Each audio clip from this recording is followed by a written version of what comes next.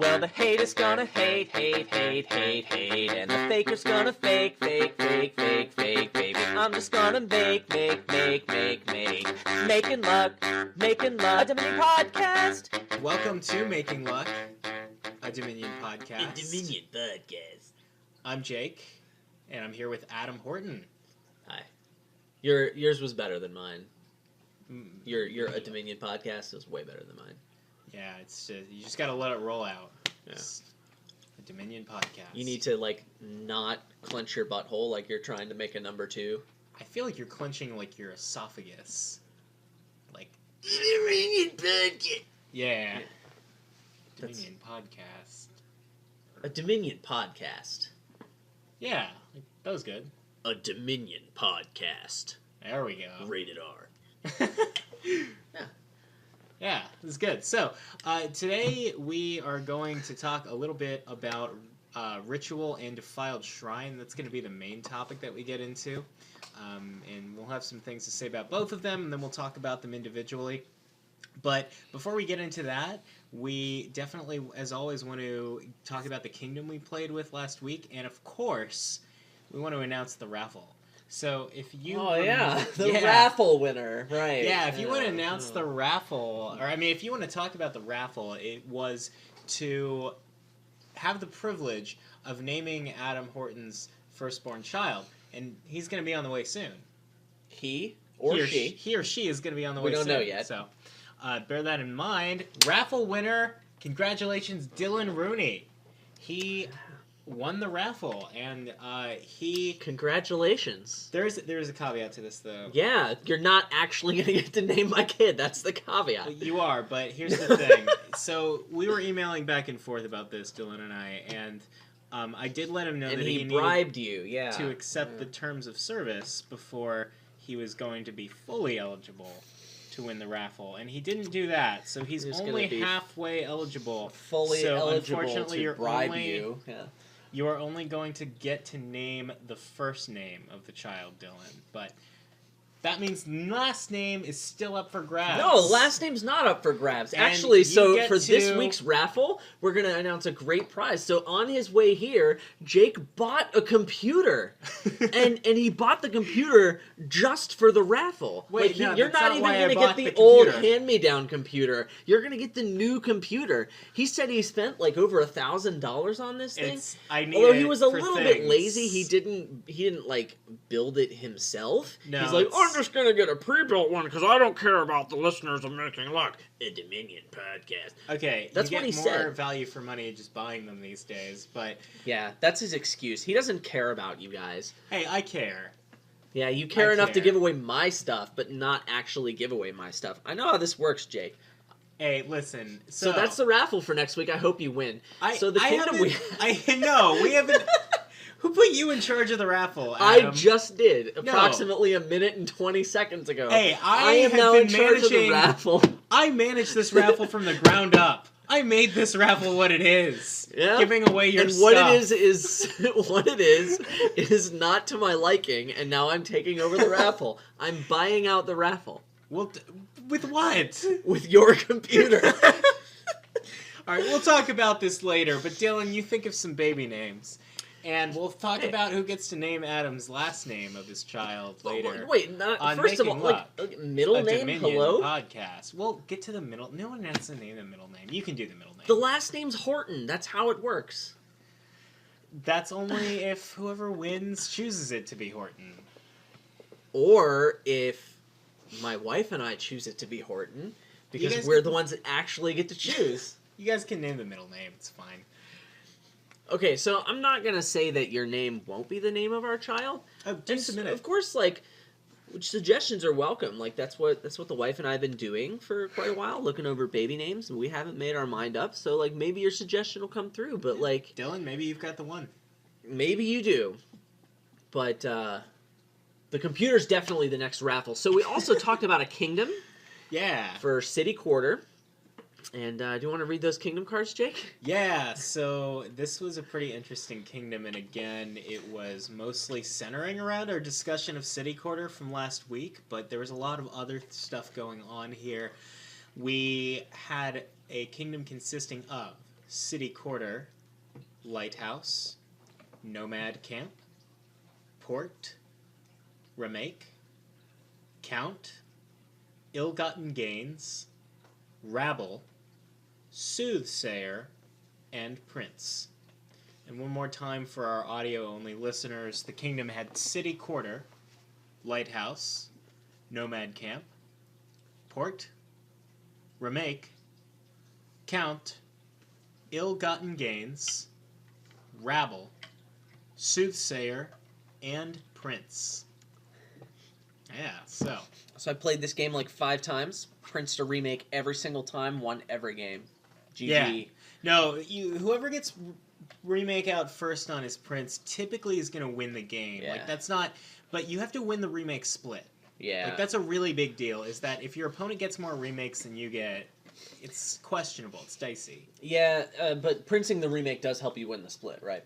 Yeah, because then you can remake remakes into remake. You can remake non-remakes into remake. And that's what Port's really good for, too, is because you get 2 of them. That's basically 2 remakes. Yeah, and then once you win the remake split, then you can start remaking your remakes. Yeah. Into duchies. Into duchies, or Ill-Gotten Gains is probably better, but duchy's fine. Alright, so what did we actually do here? Well, I think you want to build a deck that draws a lot of cards. In fact, all of the cards within the deck. I think you want to make sure you have lighthouses out every turn. Uh-huh. And I think you want to make sure that if your opponent doesn't have lighthouses out every turn, you pummel them with Soothsayer and Rabble attacks constantly. Yeah, so and that's easy to do. The Soothsayer probably only playing once, but it's really easy to play multiple Rabbles a turn. It doesn't really matter necessarily how you enabled that. City Quarter's a great way, but Ports are fine too.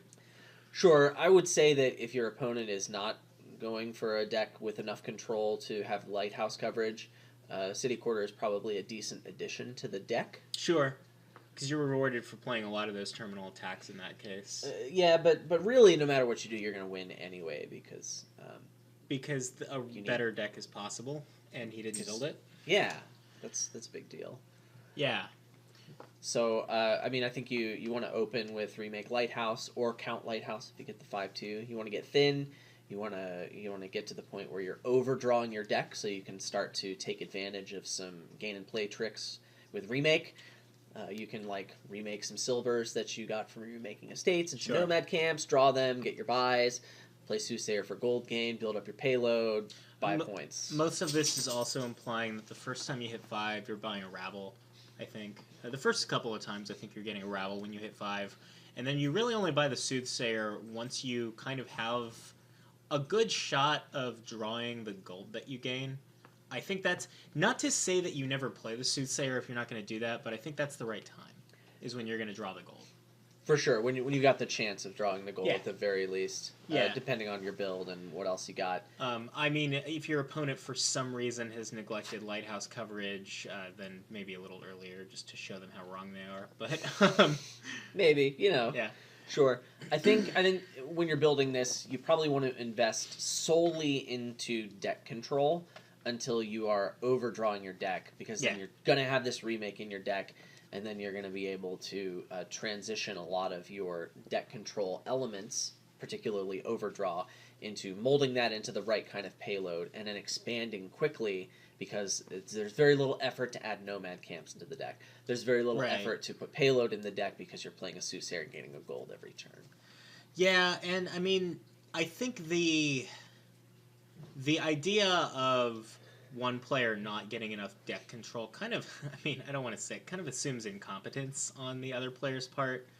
I really think it's pretty obvious that you need to be building up attacks and defenses here, and deck control and draw.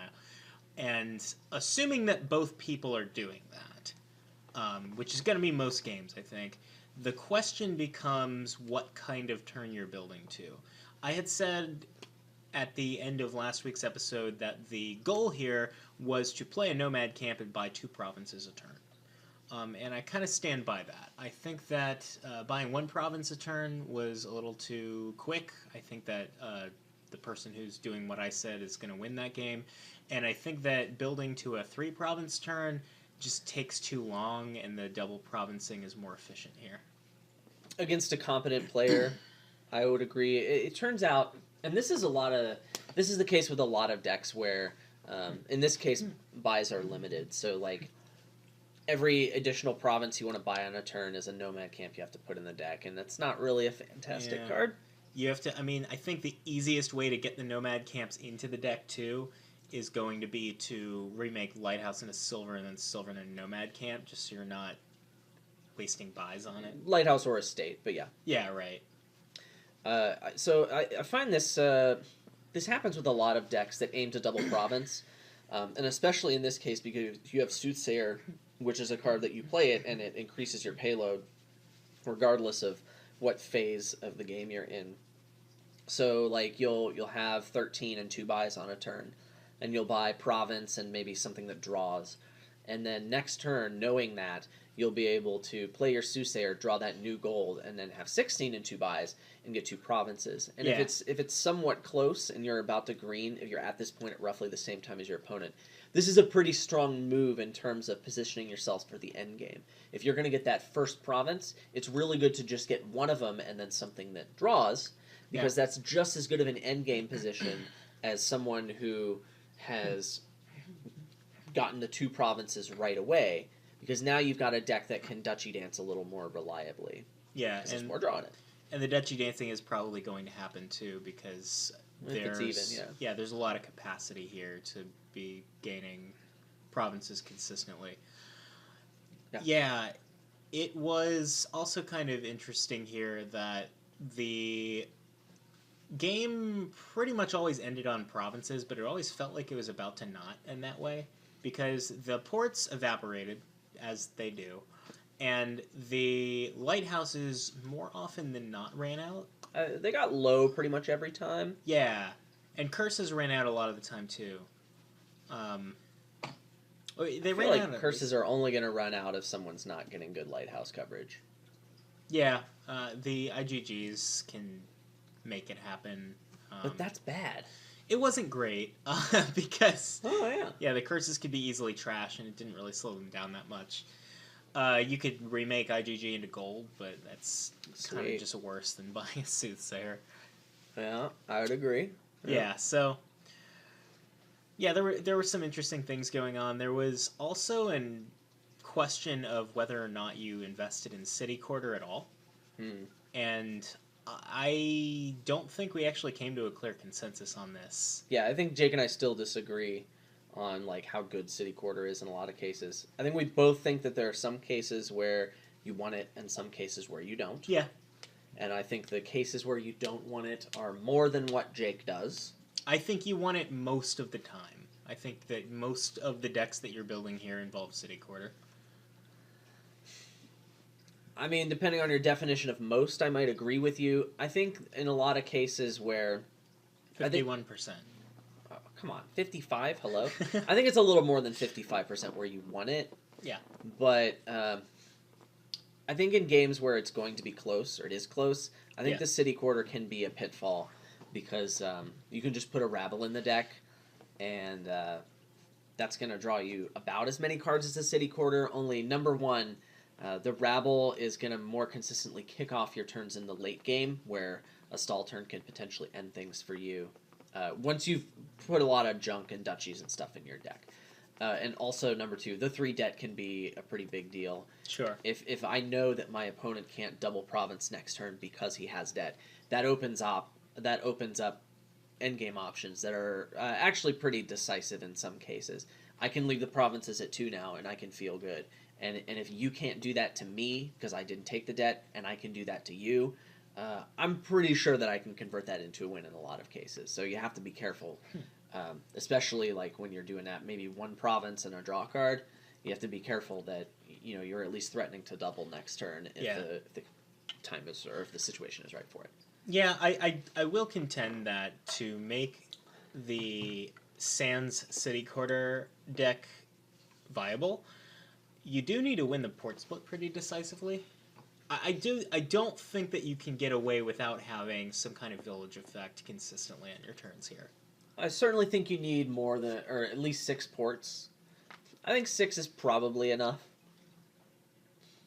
Maybe. I never played a deck that didn't have some of both, so I would need to do that to comment on it more decisively, but I do think that the villages are pretty important because the terminals are so strong here. Speaking of strong terminals, one card that... Oh, actually two cards I was kind of surprised didn't have a strong role were Prince. I thought that Prince was going to be a lot better than it was. I bought it once and regretted it. And Count. I had thought that Count was going to be really important. And obviously you open with Count if you can, because that's amazing. But I'm talking about the mid-game Count. I thought that it was going to be really good to have that flexible payload and possibly just random duchy gain. But I don't think that it actually edged out building a little more so that that stuff didn't matter. So I think even if you open with a Count, you probably want a remake in the deck at some point. It accelerates thinning, and the gaining ability is not to be sneezed at, right? Mm-hmm. Opening with Count is pretty good, but I certainly don't think it's worth it to pick up the Count otherwise. Because, like, if I open with a remake and then somehow I hit 5 on that next shuffle, like, I'm a little more enthusiastic about putting a Raffle in my deck because I know at some point I can just shove ports in the deck, and now I'm drawing a whole bunch, and the remake is going to be doing pretty much all the work it needs to be doing at that point because I'm going to be drawing enough that I can see my remake often enough, that I can thin fast enough.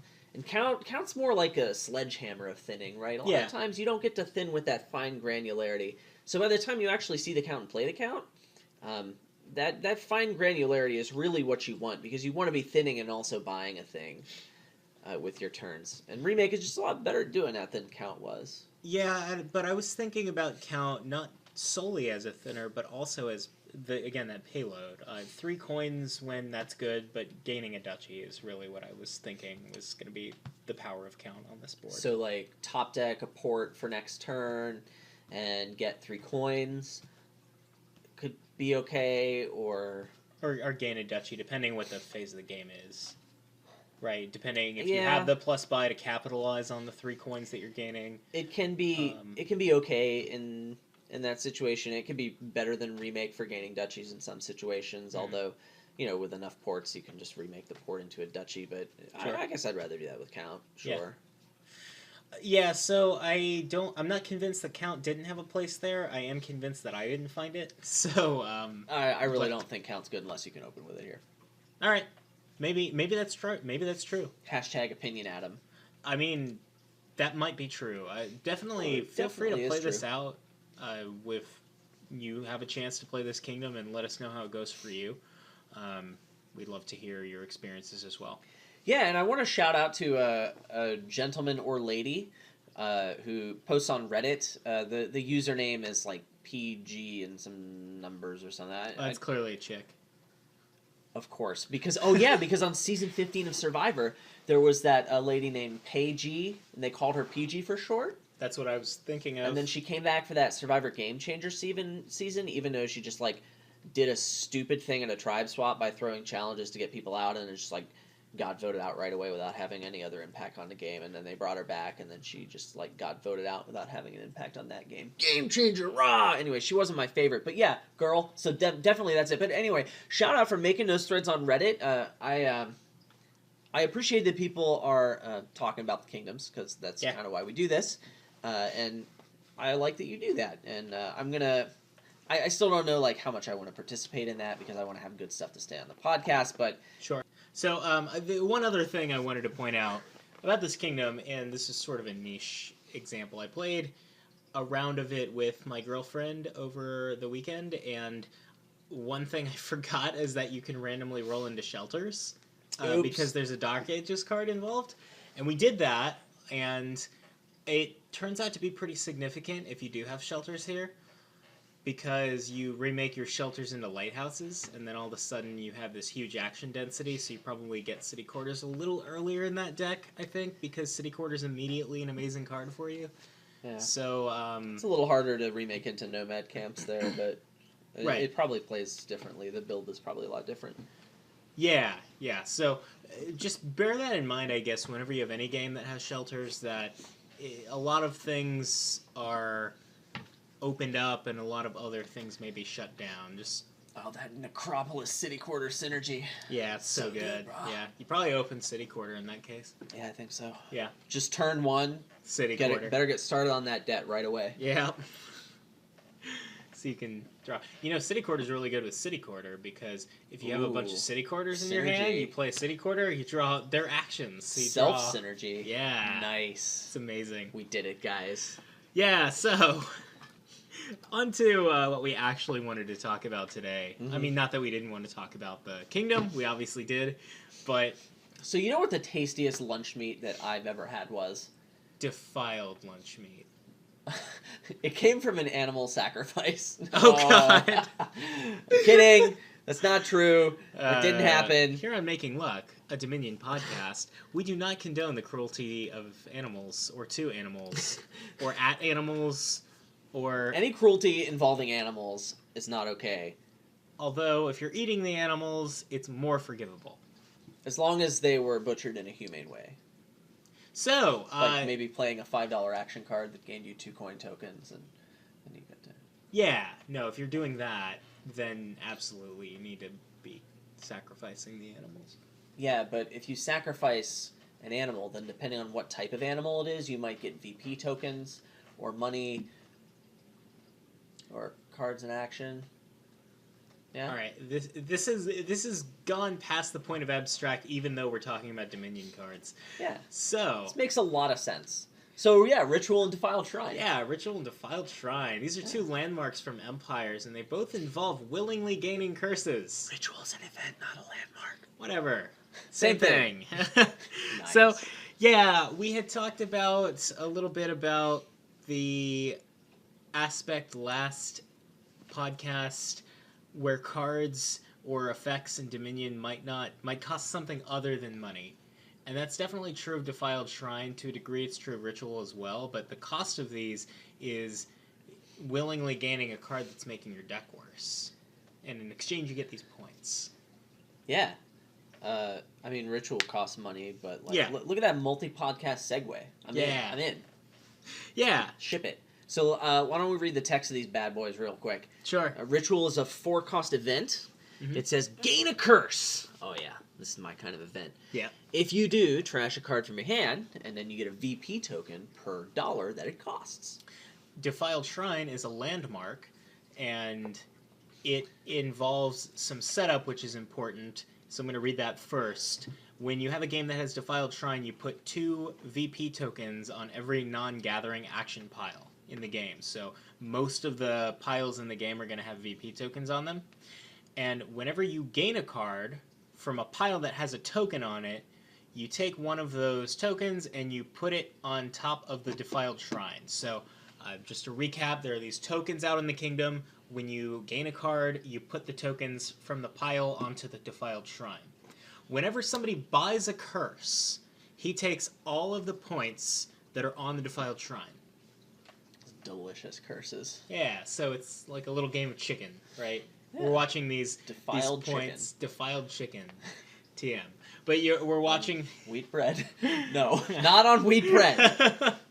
We're watching these points kind of pile up on top of the landmark, and then eventually one of you breaks and buys a curse. And you get a bunch of points. Yeah. So, I love these landmarks, particularly Ritual,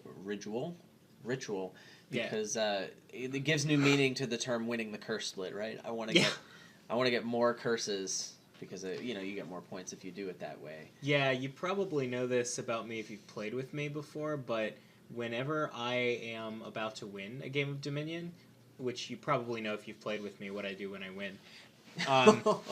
Yeah, but the thing I do at the end, if I can, is buy curses. I only do that if I have already won the game and if it doesn't affect my score. It's kind of like if you play FPS games, it's kind of like teabagging somebody. So you should do it whenever you can, but you always want to buy curses. My goal is to win by a point. That's my goal in every game of Dominion. My goal is to win with exactly 55 points. So sometimes it involves curses, but sometimes it involves, Yeah, so our goals could overlap. Dragging the game out. The opponent has 54. Or if I'm playing the bot, yeah, they could. If I'm playing the bot, then I'll get 55, and if that doesn't empty the provinces, I'll just pass all of my turns until the bot ends it on a loss. Nice. Yeah, so the idea that I get to buy these curses in the mid game though, past the style points, extra swag, pretty nice for me. Yeah. Swagalicious. Yeah, so it's interesting. One of the metrics we use a lot of the time for the value of building a good deck, of trashing cards out of your deck, of just playing the game and making your deck better, you quantify that in points in terms of provinces usually. Like, the value of trashing and gaining, etc., is really quantified in increments of 6 because it's about how many provinces it allows you to get. That's why trashing estates is worth it, even though points are how you win. It's because it helps you get provinces. Yeah. So, similarly, something like this that willingly makes your deck worse can kind of be quantified in a similar way, I think. Because you're gaining these bad cards for you, and when you're weighing how many points is worth it to do that with, it's in relation to the provinces it may or may not be costing you. Yeah, that makes sense. I mean, there are a lot more details that we'll do when we talk about the individual cards, but I think for both of these, I think the dynamic changes quite a bit when you're able to trash the curses that you're going to gain. Yeah. Because if you can't, then it's effectively buying a VP card, but the card has -1 point, and all the points are these little metal tokens that, if you don't swallow any, are worth something at the end of the game. I mean, you will be swallowing some, so you need to make sure you get more than you need. Yeah, take that into account. Yeah, make sure that you don't get more than you will swallow. For sure. Do get more than you'll swallow. Yeah, and then I would also say that in the presence of cursing attacks, the dynamic is going to be much different, because both of these are contingent on actually receiving a curse. Defiled Shrine, you have to buy it. Ritual, you have to actually get the curse to get the points. Sure. So, like, if you can't do that because the curses are gone because there was a junking attack, then, these are going to get less good. Yeah, the other aspect to bear in mind regarding that is that we've talked before about how some attack-heavy boards, especially involving junk, when you start to fall behind, it's quote-unquote blood in the water. That's definitely true on an ambassador board, where you're just seeing who gets thinner faster, but the same could be said of like a Sea Hag or a Witch board. And if you are putting a curse into your deck willingly, no matter how many points you're getting off of it, you're definitely making your deck weaker and less able to play the attacks, and more likely to fall even further behind than maybe you want it to. Yeah, so I think this is a good time to transition into talking about individual cards, so we can get in detail. So, like, for Defiled Shrine, let's say there's no way to trash the curse. Then, like, how many VP tokens are you willing to buy? So, I mean, it's really easy on maybe, like, turn 3 or turn 4. This has happened before where, like, we'll be playing a 3-player game with the two of us and your girlfriend, and it's like turn 3 or turn 4, and there's like 7 or maybe 8 tokens on the landmark. Yeah. And Jake's like, I will buy this, it's so many points. And then I make fun of him. I sound like that, too. Yeah, he sounds exactly like that. And I will make fun of him because this is a terrible move. And Jessica's like, oh my god, I just lost because Jake did that. It's so good. Look at all of the tokens. He looks like he's enjoying the taste of these tokens. Yes, they're already in his mouth. And then I will say, don't worry about it, Jessica. Jake will be coming in last place this game, which usually happens. Because, he got a lot of tokens, but, he gave up his buy, and he bought a card that hurts his deck, and he might as well have bought a province that turn, right? And that's effectively what you did. You got, 7 or 8 VP tokens, and you put a curse in your deck, so it's maybe 6 points. And you put a bad card in your deck. Yeah, so that does bring me to kind of another one of the metrics I use for deciding when enough points is worth it for Defiled Shrine. Yeah. Yeah, and I basically assuming that buying that curse makes my deck worse enough that I'm going to miss out on a province. When you decide that you are going to take the Defiled Shrine curse, you kind of need it to at least give you 7 or 8 points to make it better than the province that you're missing out on for having made your deck worse. So, this is there's a lot of different ways that it can affect things. Yeah. So like, I mean, this is a really weird, generalized, abstract notion. I'm just talking about how I think about it. Yeah. So like in a 3-player game, in a non-2-player game, I can definitely see where that comparison comes in. So like in a 2-player game, however, like a province you don't get is likely a province that your opponent does get, and that's a 12-point swing. Yeah. So I think you need the number to be higher if you anticipate the game to be ending on provinces. And sometimes it doesn't. Sometimes those VP tokens are important because now you have this lead and you can pressure piles or something like that. I don't know. Things can happen. Yeah. But like buying an early point card, it's not that good. You need a lot of points for it to be worth it.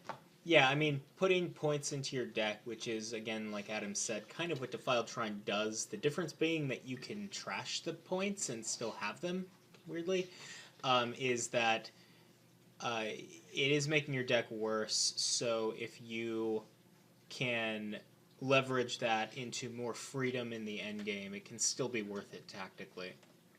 Yeah, it seems like, I mean, the tempo loss is really big. I think there's two situations also here. Like, if it's, instead of putting a good card in your deck, like I have 4 this turn and I'm getting the curse, right? Right, instead of a silver or whatever. Yeah, or maybe like you played a messenger or something. You got that extra buy that you weren't using. Well, I might as well take the curse and get the points now. I certainly think that that's a much smaller tempo loss, right? Mm-hmm. And I think in a game that's not a 2-player game, that's very justifiable, and I would certainly consider doing that with much less than the 8 points on the pile. When I pulled a number out of my anus, it was also around 8. Okay. In the abstract concept, but like it can be a lot more, it can be a lot less. Yeah, and it definitely is a very fluid number of what the point total is worth. And there are a few things that move the needle one way or another in my mind, and they come down to 2 variables. How well can your deck deal with the curse, and how late in the game is it? And when I talk about how well your deck can deal with it, remember that the main punishment you get for having curses in your deck is drawing them. Which means that having a curse in your deck early is kind of about the worst thing that can happen because you're drawing it more times. That compounds with the problem of not being able to trash it or thin it reliably, but if you can make that not true by trashing the curse, thinning it somehow, or if your deck is big enough, or it is to the point where you're pretty sure the game's going to end soon and you're never going to draw that curse, then it kind of just feels like buying a duchy. A lot of the time it's a compromise because you couldn't buy a province. It's some points. Yeah, so there's a big difference between if you can trash the curse and if you can't trash the curse. Mm-hmm. I think when you can trash the curse, I'd say like the VP is maybe you expect it to get half as high before it becomes worth it, and that's just me waving my hands. These are terrible approximations that I'm making, but you know, these are VP tokens you're getting, and if you eventually can trash the curse, that seems like the best way to deal with that curse, like you said. Yeah. I think in either case, there's this idea, that, especially in a 2-player game, where if I take these VP tokens, then not only am I getting them, but I'm denying them to my opponent. So it's the same thing as like a 5-3 province split being a 12-point swing. Well, if the Defiled Shrine points are at 8, then it's a 16-point swing, raw! And so it can make these VP tokens seem a little more valuable than what they really are. That analogy where the VP tokens, that swing effectively gets doubled. First of all, it really only holds in a 2-player game. With more players, doesn't really make sense to do. Also, the analogy only holds if provinces don't run out, right? Because then the provinces don't get doubled as well as the VP tokens get doubled. So, like, you have to remember that both of these things are your assumptions. And if one of them isn't true, then this analogy is just straight up wrong instead of just regular wrong. I don't know. Well, and the danger of being wrong here is making suboptimal buys, of course.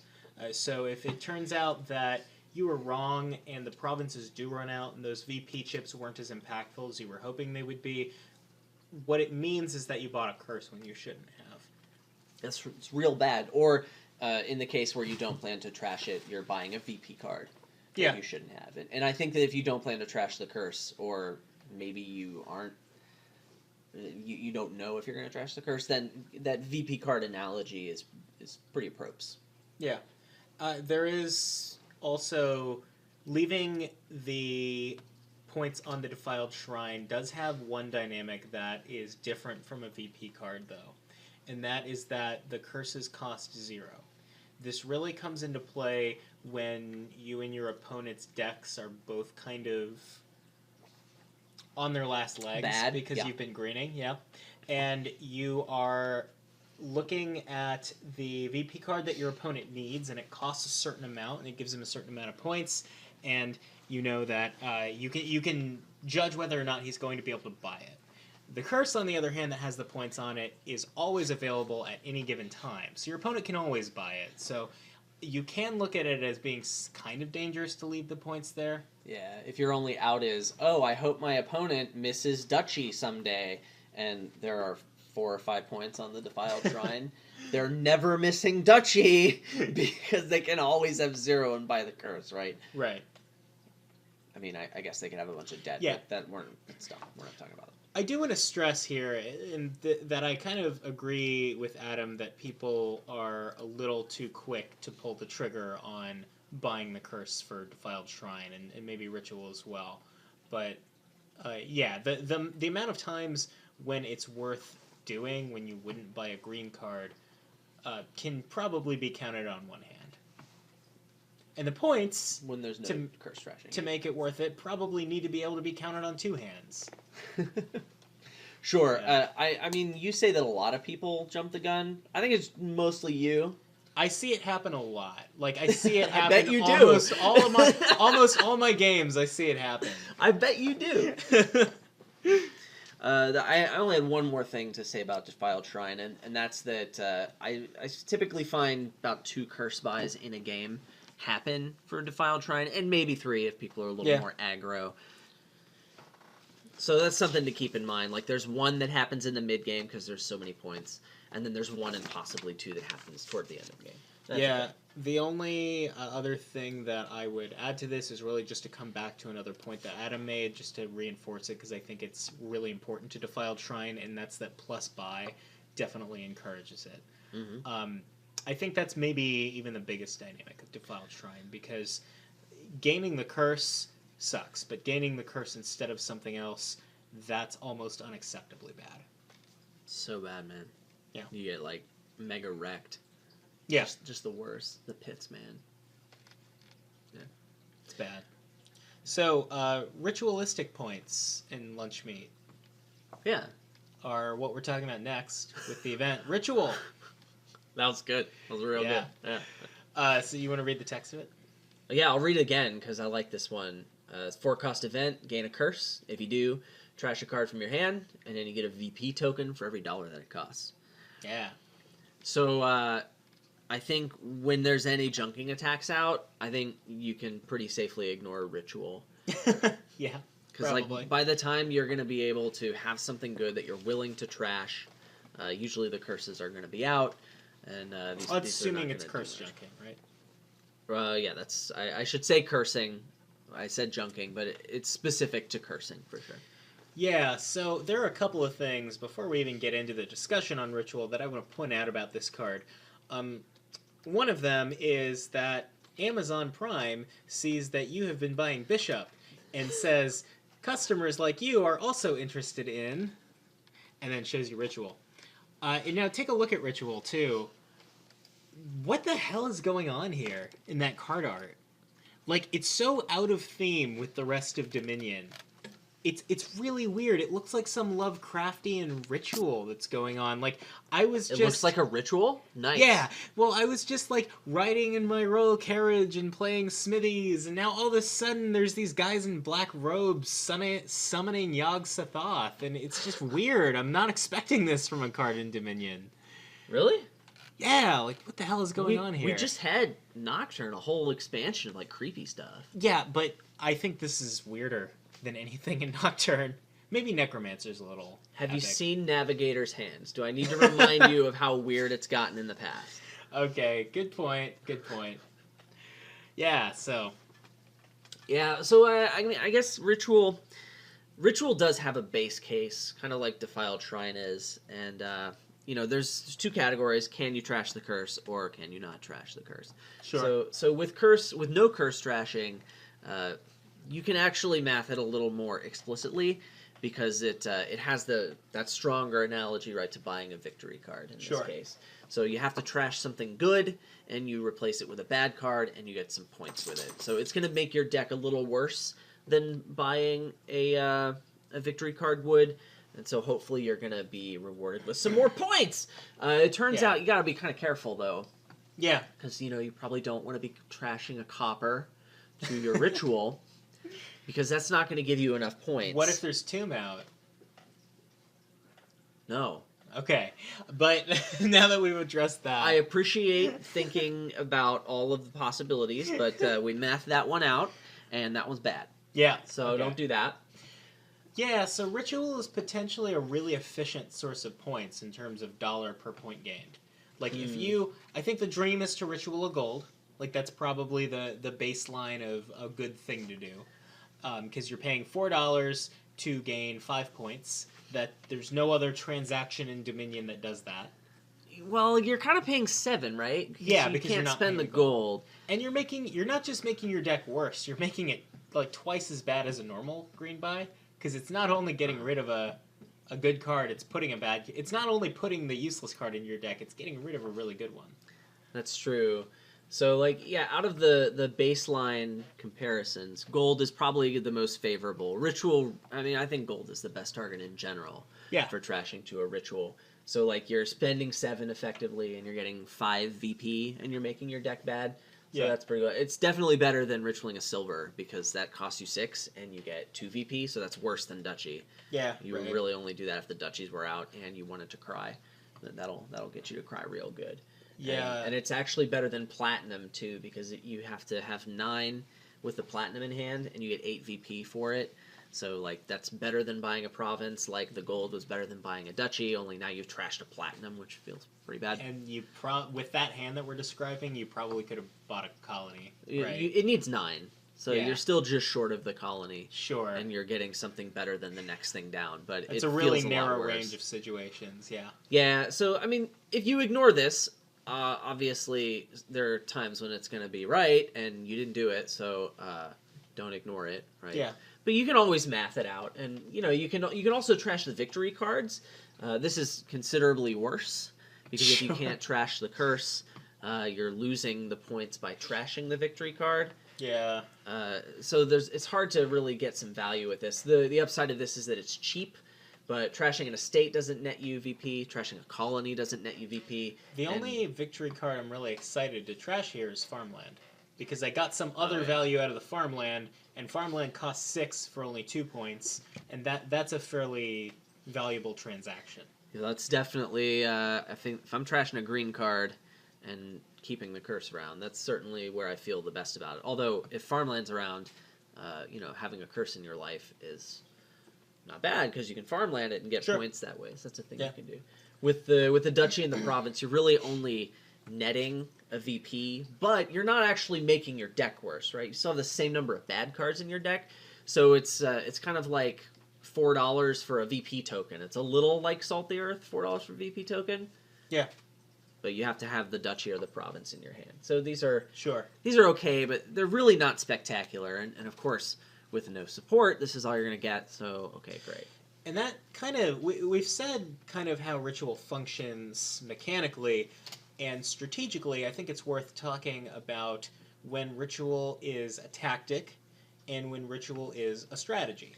And what I mean by that is, when on a board are you saying, I might ritual at some point here because of X, but I'm not really going to build any differently than I would have if ritual weren't here.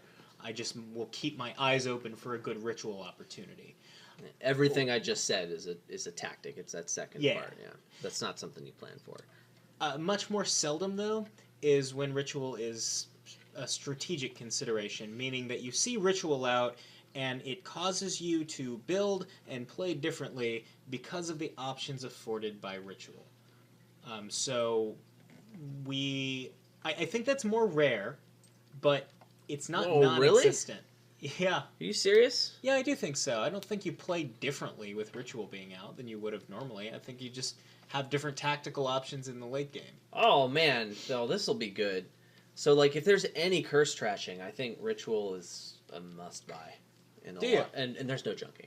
There needs to be no cursing, and there needs to be curse trashing, and I think ritual's unignorable. So, I think that the situation you're describing really depends on what kind of deck that you could build, though. I mean, if it has curse trashing, yeah. I mean, how much? So, like, what else could I be doing though with those $4 and the expensive card that I'm trashing, other than getting those point chips? I don't know, but like getting the VP tokens is real good there. I think a really good comparison to make here is Distant Lands. Sure. Like, in Distant Lands is something that you go for pretty much all the time. I don't know how the simulators incorporate it into big money or whatever, but like in any deck with curse trashing, you're going to have some form of deck control. So you're going to be able to, in the case of Distant Lands, play the Distant Lands, or in the case of Ritual, trash the curse, right? But in either of those cases, you're going to have enough deck control that you're going to want a high enough quality deck that these VP tokens are going to be decisive, because now you can score points while not making your deck worse. So then once the Distant Lands are gone, or once you've gotten some amount of ritual points, you have these points, your opponent has provinces, and maybe they have a few more points than you, but their deck is real bad, and your deck is in prime condition to do whatever it wants. So you can buy duchies if you need to catch up. Well, that's assuming, of course, that your opponent has been matching your pace. But if you've been buying ritual and your opponent hasn't been, and you're in sort of the same place points wise or build wise, then you win. Well, you've been playing your opponent has been playing a lot worse for that to be the case. Really? Yeah, because you've been spending your $4 in good cards on a ritual, and your opponent hasn't been doing that, so he had this huge advantage on you in the build. No, because at this point, your assumption in this whole scenario is that your opponent has been greening now. They're putting bad cards in their deck, and you're putting curses in your deck, which you can trash. So now your deck is better, and at worst, you're only a few points behind. I think there's another option though. What if your opponent isn't buying ritual, but is using these thinning options to just keep building, and then his deck way outclasses yours by the time because you've been spending all your time buying rituals? Okay, then you're gonna have a huge points lead, and you're still gonna have a good deck. At some point, they have to put the provinces in their deck to make it worse. At that point, you can just contest provinces, and with your points lead, you're just gonna win the game. So I would need to see this play out in an actual game of Dominion to actually decide one way or the other. I think the comparison to Distant Lands is actually really apt here. Like, would Distant Lands be amazing in that scenario? Of course it would. I agree. Distant Lands is comparable to Ritual. They're akin. Yeah. Yeah. So Ritual's great here. I think it's unignorable. We'll have to see. Yeah, so, like, there's a lot of people out there that think Ritual is always terrible, and, like, I think they're just wrong. Well, okay, well, yes, you never said that. Other people have said that. If they say that, they're wrong. Like, Ritual is real good here. Distant Lands comparison is... I think it's really accurate in terms of decks that no cursing attacks and curse trashing available. It gets a lot better when you can do multiple buys, just like Distant Lands, you know. Okay. Yeah, so what if we have Distant Lands and Ritual out in the same game? Do you see those two contesting each other for how you're building?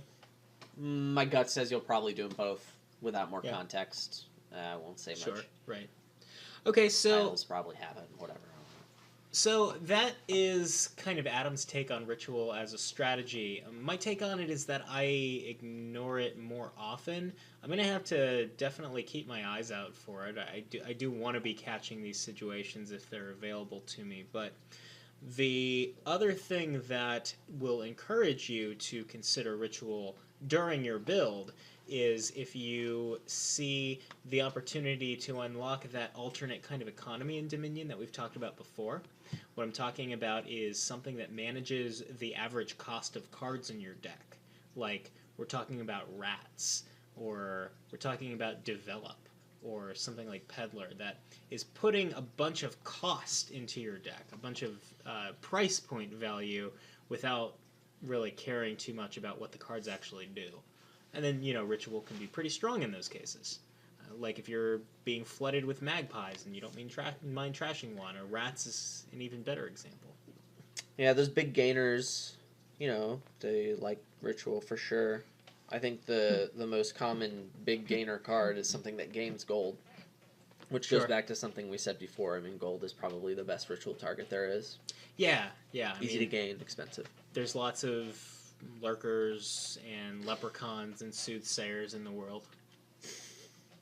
Yeah, you can just buy that forge, or you can lurk that forge and ritual it, and just bring it back from the dead and ritual it again. Yeah. Dig up the body, desecrate it again. Yeah. Exhume, desecrate, the old ED cycle. Oh my god. I did not think about that before I said it. Yeah, I try not to think about it now. But the other thing I'm only 32 years old. Like, this... Anyway, go ahead. Ritual has the same synergies that any other Trash for Benefit has with any card that is powerful at a certain phase of the game and gets less powerful as the game goes on. All Trash for Benefit cards capitalize on that to a degree. Like, Remodel and Spice Merchant are really good together, because at a certain point you don't want to play Spice Merchant anymore, so you trash it. Spice Merchant's good. Yeah, and I think that, Forge, like Adam just said, I think at a certain point you stop wanting to play Forge most of the time. Forge has a lot of endgame options. Forge is weird. We're assuming that you're not doing weird stuff with Forge. If you are... I was doing weird stuff with Forge. Why'd you pay 7 for it? It's another endgame option. Okay, fine. Sure. It's okay. Sure. Look out. You didn't lose me. Look out, to some degree. I mean...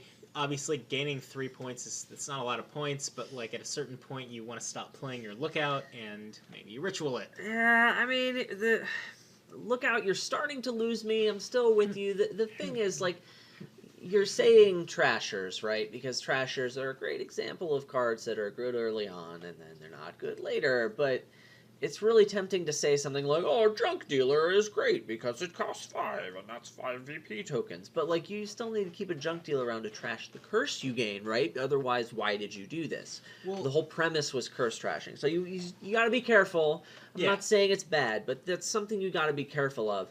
And it's not exactly like I'm gonna find myself in that situation all the time where and now I've trashed all the bad cards, and I just have this one Junk Dealer left. And I will ritual it, and now everything is complete. Like, it's not like Island in that way. It's still tactical, and there's reasons to keep the trashers around. So I think, Forge doesn't really like to trash one curse, so I can get behind that one, and I feel you, bro. But there are levels to this. There are layers. Yeah. Rituals are like onions. Ritualistic onions. Ritualistic onions. Yeah, and even in that situation where Adam just described, that you've used your Junk Dealer to trash every bad card in your deck, and now you don't want to play Junk Dealer anymore, and you trash it, and then you have Curse, which is a bad card, instead of the Junk Dealer, which you weren't going to play. You still got the VP tokens, so that's still kind of a win, assuming that you didn't have something better to do with your turn. Sure. I mean, it can be good. Again, think it through in the context. I think that's important. Another category of things that are good early and less good later. Junkers, obviously, the cursing attacks. However, if there's a cursing attack, Ritual's probably not good because the curses are gone, so maybe not that good.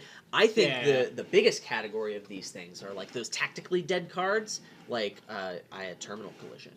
I could only play one terminal, so the other one's fired. I'm sacrificing him to Yogg Saron or whatever. Yeah, whatever's going on in that weird ritual. Hey, is that what's going on? Is that we're throwing something into the pit?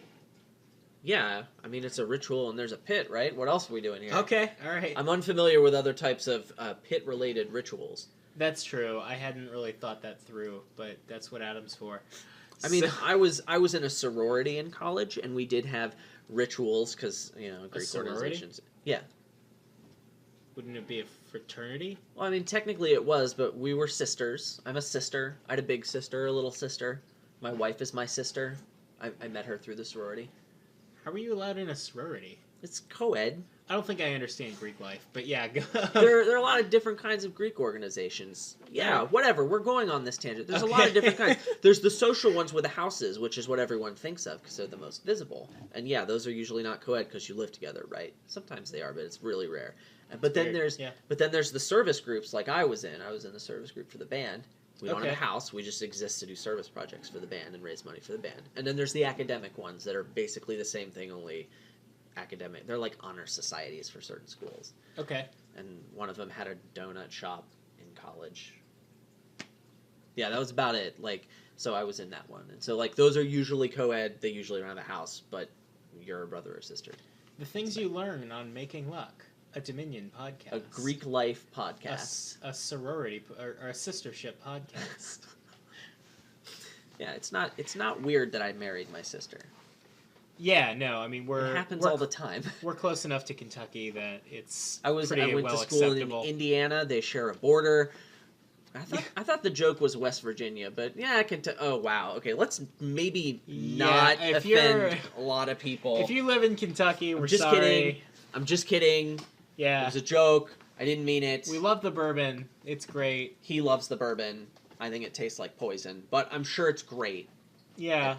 Love the culture. Yeah, so these tactically dead cards, the Terminal Collision, that's one of the best cases because you weren't going to get the money for that anyway. Yeah. So I have 2 terminal cards and one of them, they both give me money, but I'm not going to get the money from them both. So now I might not have been able to buy a duchy, but I can still afford 4 and still get a lot of points. Yeah. Or I played a draw card, a terminal draw card. I played my Smithy, and I drew another Smithy dead. Well, guess what, other Smithy?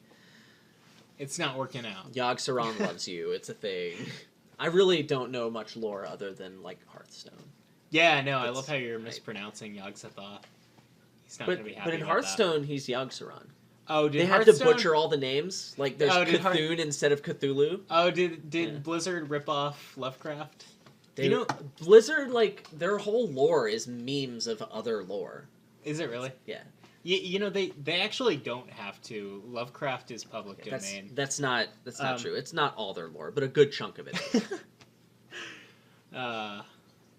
Yeah, so I can't think of much else to say about Ritual other than what we've already gone over and sussed out. So I have a couple more things. All right.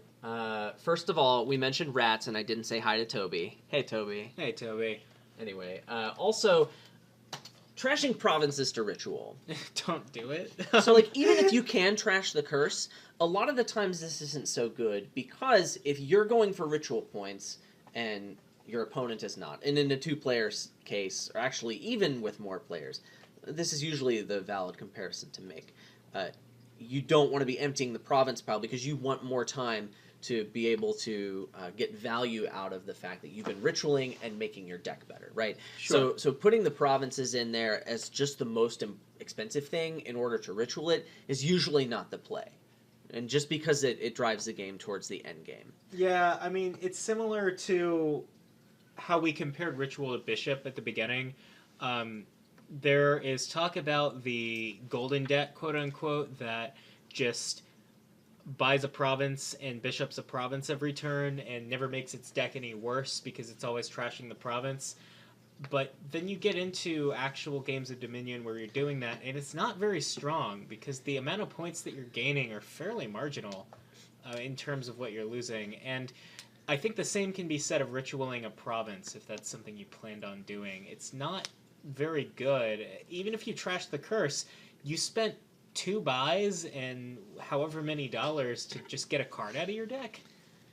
And get some VP to yeah, it seems bad. I think that's a good comparison, that canonical Bishop Golden deck versus ritualing provinces to try to end the game. Ritual is actually less efficient, but the Bishop deck wasn't all that good. Normally you can build up and play Bishops multiple times per turn and you know, score points that way while having a good deck. And that's sort of what Ritual rewards as well. Yeah. Well, in the same way that you can very easily play Bishop badly by being very single-minded and tunnel vision-y, I think the same could be said of Ritual. Well, Bishop and Tunnel actually have synergy because Tunnel gains golds, which is similar to Ritual, but I see what you're trying to say. Tunnel vision is where you just buy all the tunnels. Gotcha. Yeah, you want to be careful. Very careful about that. Finally, there is, I think... Ritual has an interesting dynamic in 2-player games versus 3-player or more games because, and this has to do with junking attacks.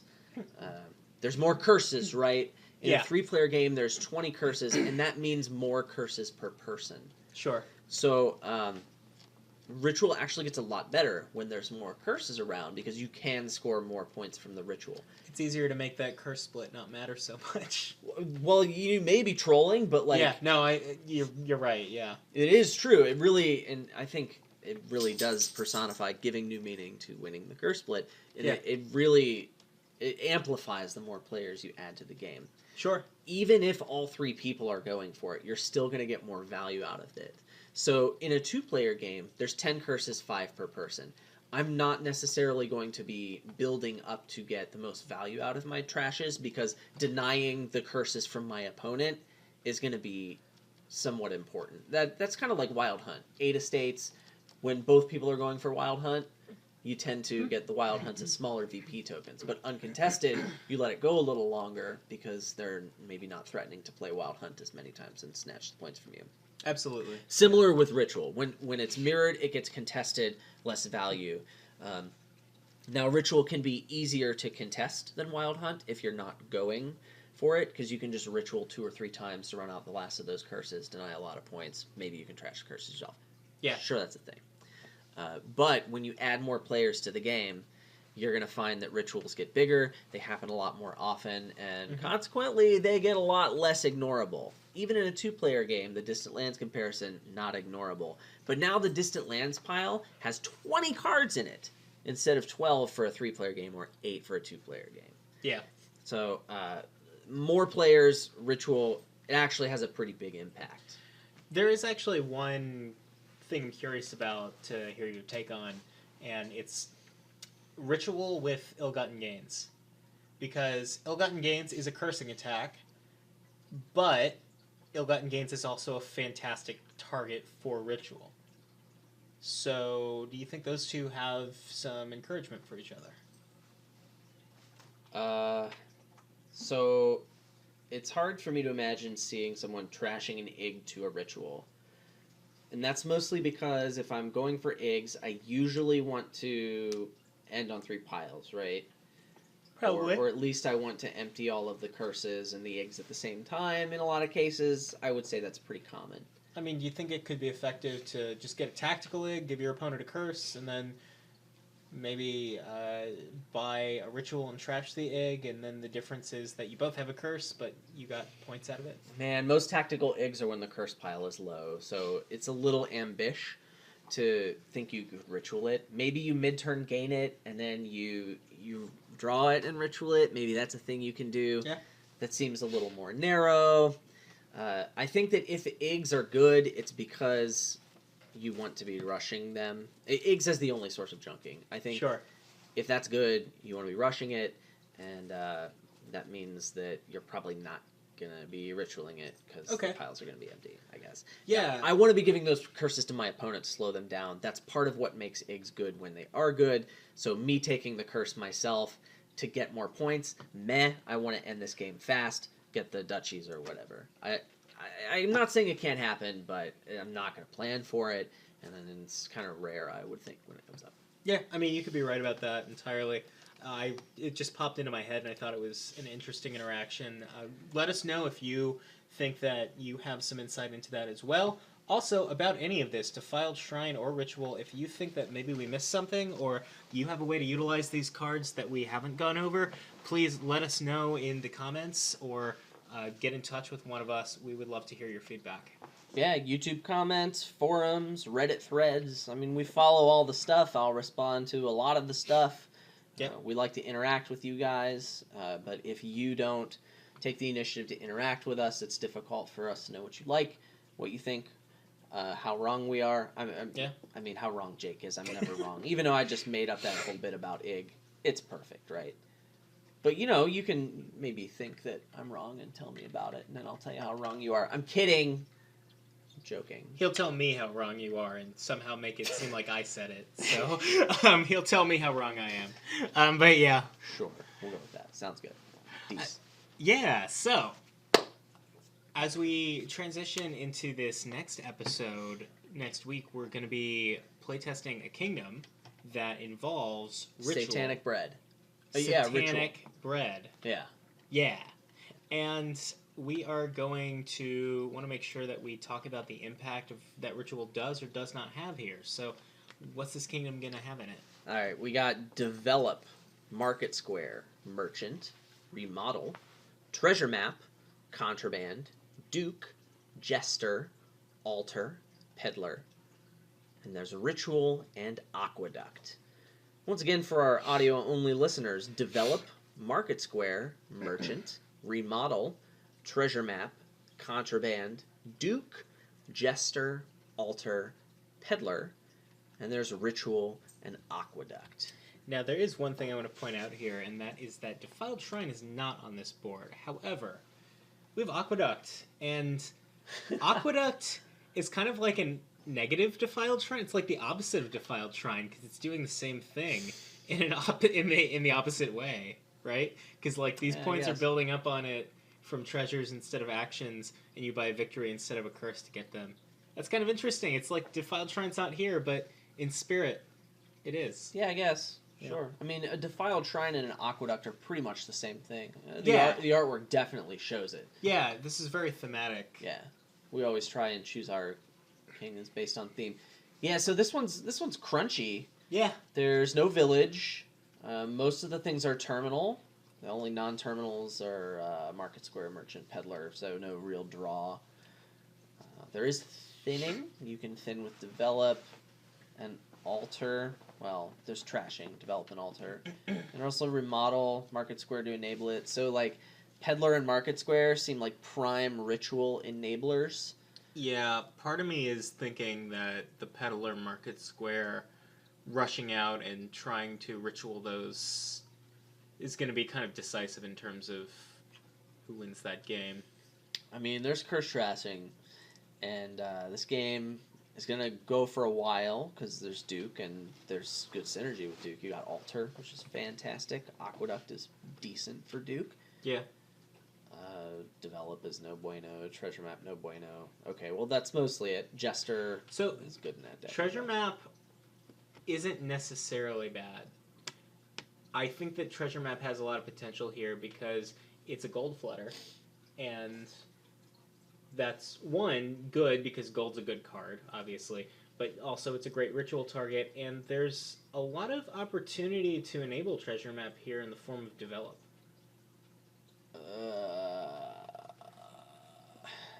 I mean, I just think it's outclassed by Market Square.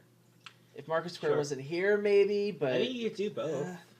I don't think Treasure Map's good. I want Market Square all day. Market Square helps me buy Peddlers, which I want. Market Square helps me get golds, which I want. I don't think I need the Treasure Map. I would be willing to try to force myself to play with Treasure Map on one of these playtests. And lose a lot? Yeah, I'm down. And well, I do want to see. I might lose, but I'm willing to find out. Because I think that Treasure Map might have some potential, and I want to see if it does. Good for you. That's very admirable. Well, let us know what you think, too. I don't think Treasure Map's good. I'm pretty sure of this one. I think you go for a lot of ritual points. You want to put a lot of cards that trash in your deck, and then once you've gone for ritual points, you still want to have a good deck, and probably go for Duchies and Dukes with Altar. I could see an early Contraband being fine if you hit 5 too. Because like the thing about this board is there isn't a whole lot that you could buy that doesn't help you. Like there really isn't. There aren't too many bad buys here. So like playing a Contraband and having your opponent name something, even if it's what you were gonna buy, you're not that sad because there's other stuff you can do.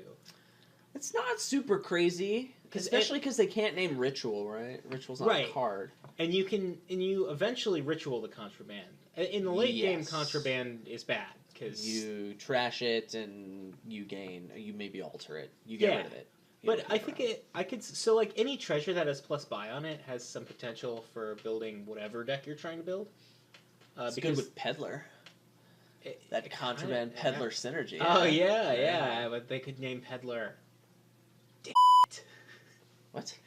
They could name Peddler off your Contraband. Oh yeah, I guess. Okay, sure. So yeah, I could actually see Contraband being less ignorable than it usually is. It would not surprise me if Contraband was okay here. Yeah. Like I'm digging like a develop remodel opening, and if they collide, like I could see top decking Contraband Market Square. Ooh, and then like hoping to Ritual an estate and reveal the Market Square or something, or have some options there. On the same token, I wonder if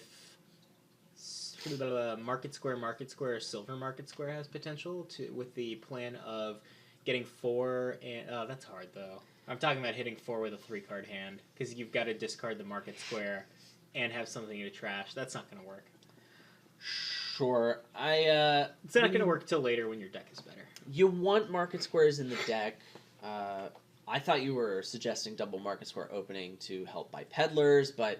Oh, yeah, I mean, that's good, too. You want a lot of Market Squares. I certainly think you want to open with Develop and or Remodel to help you get more Market Squares for that purpose, though.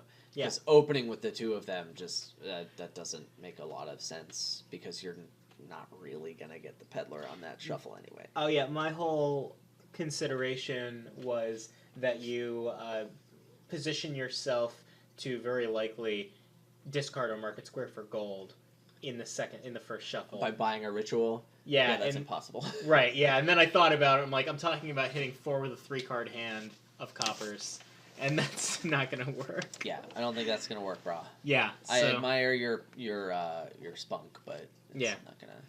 Yeah, so my spunk is kind of dead, but I'm sorry. Rip in peace, Jake's spunk. Yeah.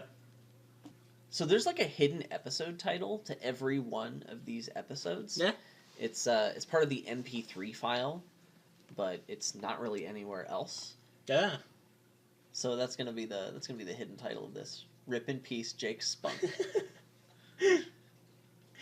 All right. You can check out the RSS feed XML file, and you can learn what all of the secret titles were. This is a relic from when Wandering Winder was doing the podcast.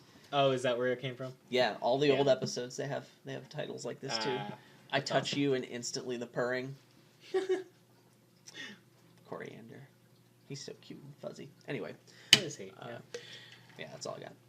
Yeah, so definitely let us know what you think about the kingdom. Also, Dylan, make sure you email me the name for Adam's child, and suggestion. Yeah, and we will be happy to have you tune in next time.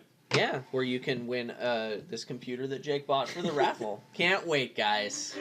On Making Luck.